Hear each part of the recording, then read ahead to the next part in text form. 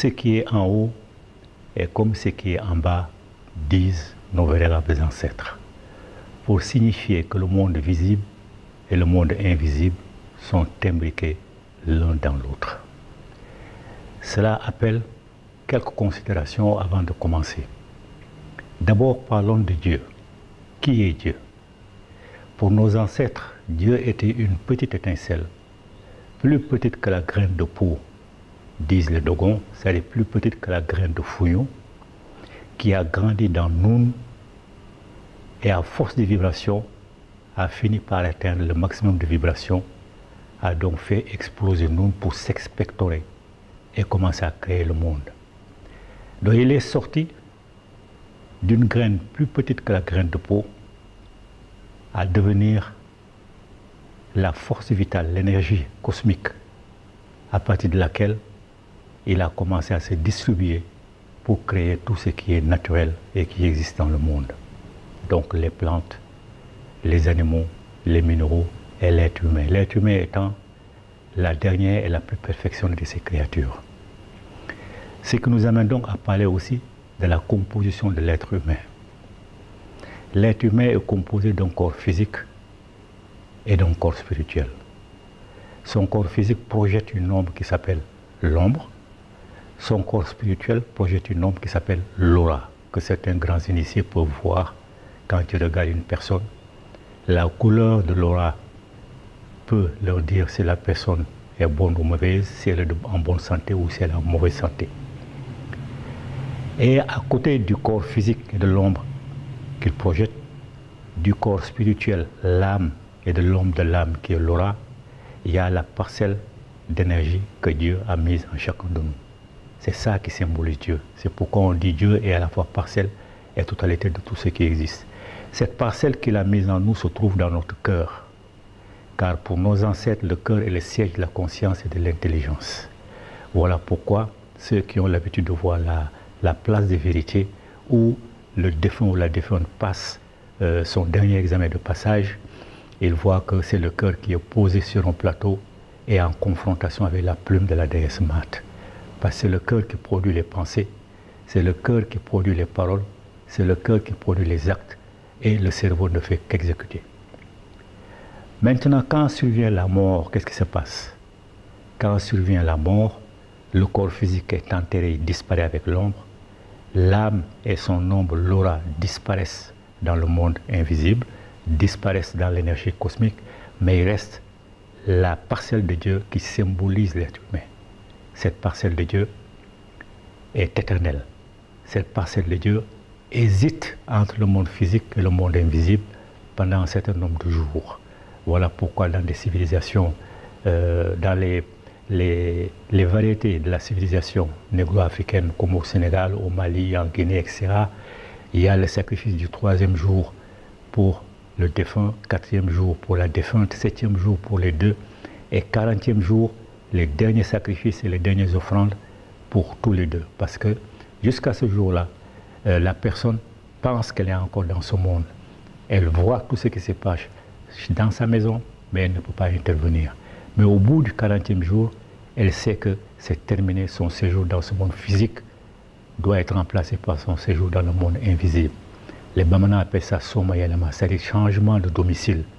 Alors quand elle change de domicile au bout de ce 40e jour, la personne s'auto-juge. Ce n'est pas quelqu'un qui va venir lui dire tu as fait ceci, tu as fait cela. C'est la personne elle-même qui passe en revue toutes les pensées qu'elle a dites, toutes les actions qu'elle a posées, toutes les paroles qu'elle a prononcées, et elle sait automatiquement là où il y a l'erreur. Et là, ce qu'il doit corriger, parce qu'il doit revenir, parce qu'il voit là où elle est des lumières plus brillantes qu'elle-même, des lumières moins brillantes qu'elle-même. Elle sait qu'elle doit progresser parce que c'est là automatiquement qu'elle prend conscience de là d'où elle vient. Elle est une parcelle de Dieu et elle aspire à rejoindre cette divinité-là, d'où la réincarnation. Alors, je dis aux musulmans, aux chrétiens, etc., à tous ceux qui ont tourné le dos à l'enseignement de nos ancêtres, que ce 40e jour-là, la personne voit toutes les erreurs qu'elle a commises. Les musulmans, les chrétiens qui ont forcé leur famille à suivre leur idéologie d'emprunt savent les erreurs qu'ils ont commises et aspirent à venir les corriger dans une famille dont elles pensent que ceux qu'ils ont laissés derrière eux ont au moins compris et ont commencé à corriger le tir. Toujours est-il que la réincarnation, c'est ça qui est à la base de notre société. On se réincarne autant de fois qu'il est possible pour pouvoir nettoyer complètement la parcelle que Dieu a mise en nous et que nous avons salie par nos pensées, par nos actes et par nos paroles. Maintenant, la réincarnation, elle a deux sorts. Soit elle est rompue, soit elle va jusqu'au bouclage du cycle. La rupture est plus facile, parce qu'il est plus facile de faire le mal, de penser le mal, de dire le mal, de commettre des actes irréparables. Dans ce cas, la parcelle que Dieu a mise en nous est tellement sale que nous perdons le statut d'ancêtre méritant. Nous ne pouvons plus nous réincarner. Et là, nous subissons ce que nos ancêtres appellent la seconde mort. On disparaît dans le plan physique, on disparaît dans le plan invisible. Personne ne peut nous invoquer en tant qu'ancêtre, on a disparu complètement. Le bouclage de la réincarnation, c'est lorsque, avec des centaines de réincarnations, on a réussi à purifier notre être véritable. Ça y est, la parcelle que Dieu a mise en nous. Les bouddhistes qui ont le mieux copié chez nous disent que Bouddha s'est réincarné plus de 500 fois avant de rejoindre le nirvana, c'est-à-dire le paradis. Donc la réincarnation, elle est longue. Elle est longue, elle est longue. Quand on boucle le cycle, là, ceux qui ont eu l'occasion de voir également l'image de la place de la vérité voient le défunt ou la défunte en face de la déesse Mate et en face de toutes les divinités justifiées, de toutes les divinités justifiées, de toutes les âmes justifiées en face d'elle, et elle passe maintenant son dernier jugement, son dernier auto-jugement. Son cœur affronte la plume de la déesse Mate. Si elle est aussi légère ou plus légère, effectivement, elle rejoint définitivement les divinités. De toute façon, elle ne peut pas se présenter devant les divinités si elle ne s'est pas affinée complètement. C'est ça le paradis chez nous. Le paradis, comme l'appellent nos ancêtres, c'est le retour fusionnel en Dieu. La parcelle que Dieu a mise en nous est tellement pure et purifiée, on n'a plus besoin de se réincarner. Maintenant, pourquoi la confusion? L'enfer, le jugement dernier et le paradis. Quand les Hébreux sont venus au cours de la 12e dynastie, dans les années 2000 avant Jésus-Christ, ils ont trouvé que nos ancêtres avaient déjà terminé d'élaborer ces concepts. Parce que ces concepts, jugement dernier, paradis, enfer, sont des concepts élaborés par nos ancêtres, bien avant même l'invention du calendrier en 4200 et de poussière. Bien avant même. Et quand les Hébreux sont venus, ils ont commencé à apprendre chez nous. Ils ont compris que nos enseignements, derrière les termes, même pas derrière les réalités qu'ils expliquaient aux enfants pour les terroriser, pour leur faire peur, ou pour les inciter à faire le bien pour aller au paradis, ils ont compris que derrière l'enseignement profane existait l'enseignement initiatique. L'enseignement profane dit quoi? Que l'enfer, c'est un endroit où on ne sert que de l'eau en fusion, que les planches des maisons sont en feu, les plafonds sont en feu, tout est en feu. C'est ça l'enseignement profane destiné aux enfants pour leur faire peur.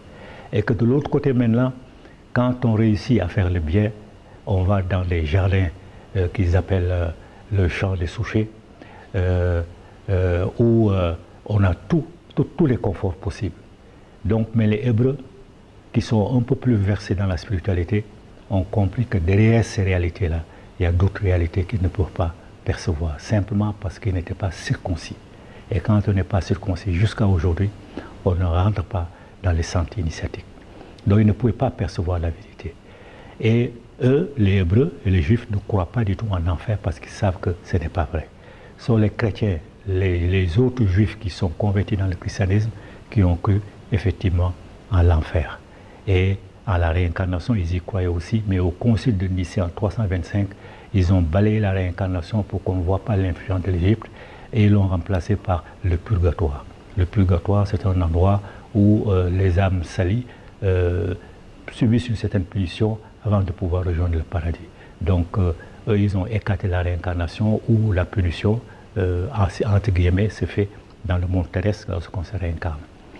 Donc les Juifs, eux, ne croient pas du tout en l'enfer. Ce sont les chrétiens et les musulmans qui croient en l'enfer.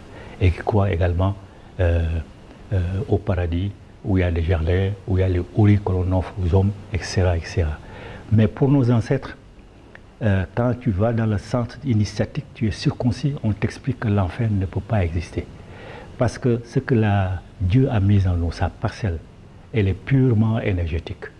Elle est pure comme Dieu, elle est énergie comme Dieu. Et une fois qu'il a quitté le corps physique pour aller dans le monde invisible, il ne connaît aucun besoin physiologique. Il n'a jamais faim, il n'a jamais soif, etc. D'ailleurs, personne n'a jamais vu nos ancêtres chercher un feu de bois pour se réchauffer, chercher l'ombre d'un baobab pour se mettre à l'abri, chasser pour manger, chercher l'eau, une source d'eau pour boire ou s'accoupler. Personne n'a jamais vu ça. Parce que de l'autre côté, aucun besoin physiologique n'existe. Mais l'émotion existe. Voilà pourquoi on se réincarne, tout simplement pour corriger nos défauts. L'émotion existe, elle. Donc, à partir du moment où aucun besoin physiologique n'existe de l'autre côté, à partir du moment où le corps physique n'est pas reconstitué, il est évident que l'enfer ne peut pas exister. Il est évident que personne ne peut brûler l'enfer là-bas. Donc l'enfer pour nos ancêtres, c'est seulement ce que j'ai dit en premier lieu, la seconde mort. On meurt sur le plan physique, on meurt sur le plan spirituel, on ne se réincarne plus, on n'a plus la qualité d'ancêtre méditant et personne ne peut nous évoquer pour demander une aide quelconque. Et le retour maintenant fusionnel en Dieu, c'est ça le paradis. Quand on a réussi à purifier ce que Dieu a mis en nous et que nous avons sali, là maintenant nous nous approchons de plus en plus de lui, ayant atteint la pureté originelle comme lui, on retourne en son sein, on ne se réincarne plus. C'est ça justement le paradis chez nous, le retour fusionnel en Dieu. Quant au jugement dernier, d'ailleurs ceux qui parlent du jugement dernier sous-entendent qu'il y a eu plusieurs jugements. Or pour eux, dès que tu meurs, tu es jugé avec l'assistance de Mahomet ou l'assistance de Jésus-Christ ou l'assistance de je ne sais plus qui. Donc dès que tu meurs, tu es jugé. Ce qui est donc en contradiction avec le jugement dernier. Alors que le jugement dernier chez nous, c'est le passage à la place de vérité. L'être humain a tellement purifié l'énergie que Dieu a mise en elle, l'a complètement purifiée et n'a plus besoin de se réincarner. Voilà les trois réalités que l'on apprend lorsque on rentre en initiation après être circoncis. Comme les autres n'étaient pas circoncis, ils ne pouvaient pas être admis dans nos centres initiatiques. Alors ils ont pris les enseignements donnés aux enfants pour de l'argent comptant et c'est avec ça qu'ils terrorisent les gens. Il faut donc que notre communauté comprenne que l'enfer n'existe pas, qu'aucun Dieu n'est capable de l'amener en enfer parce que ce ne sont pas les autres dieux qui ont conçu l'enfer, ils n'en connaissent pas l'endroit, ils ne savent pas comment faire pour y aller. Donc qu'elle arrête avec ces balivernes-là. Maintenant, il y a une précision qu'il faut dire. Je disais que Abraham est venu pendant la 12e dynastie, dans les 2000 comme ça, avant Jésus-Christ. Quand Abraham est venu, ces concepts avaient déjà été arrêtés. Jugement dernier, paradis, enfer. Et Abraham a eu son fils Ismaël en Égypte pendant son séjour. Ismaël dont les Arabes se réclament comme leur ancêtre. Donc Ismaël qui est l'ancêtre des Arabes. Ça veut dire que, clairement, la race arabe n'existait même pas dans l'humanité lorsque nos ancêtres ont conçu ces concepts-là. Donc il faut que les Africains sachent cela. Alors, des gens ne peuvent pas venir nous dire qu'ils connaissent ce que nos ancêtres ont inventé et qu'ils ont essayé de copier sans succès. Il faut que notre communauté arrête de croire à ces sornettes-là. L'enfer n'existe pas, le paradis n'existe pas, le jugement dernier n'existe pas. C'est la réincarnation, le cycle de la réincarnation est rompu, on subit la seconde mort. Le cycle de la réincarnation est bouclé, là on réussit le retour fusionnel en Dieu. On n'a plus besoin de se réincarner. Ce sont les réalités là que les Africains doivent connaître.